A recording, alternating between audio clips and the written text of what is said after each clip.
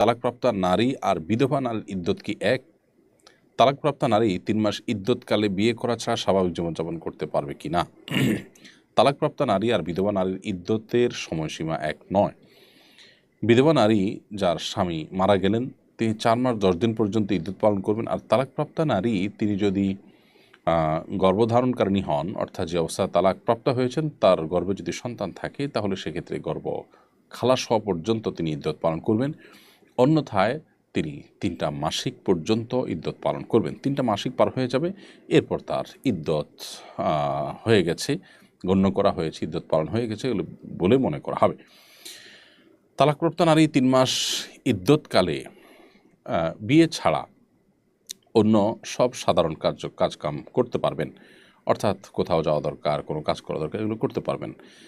পক্ষান্তরে বিধবা নারী তিনি এই 4 মাস 10 দিন অন্যত্র বিবাহ বসা, এমনকি নিজে বিশেষ সাজগোজ করা, সাজসজ্জা গ্রহণ করা এবং নিজের যে আঙিনা, নিজের যে বসবাসের জায়গা, সেই চৌহদ্দি থেকে একান্ত নিরুপায় না হলে বাহিরে যাওয়া, এই বিষয়গুলো সব তার জন্য নিষিদ্ধ। তাহলে 2টা দিক থেকে আমরা পার্থক্য পেলাম তালাকপ্রাপ্তা নারী এবং বিধবা নারীর সঙ্গে।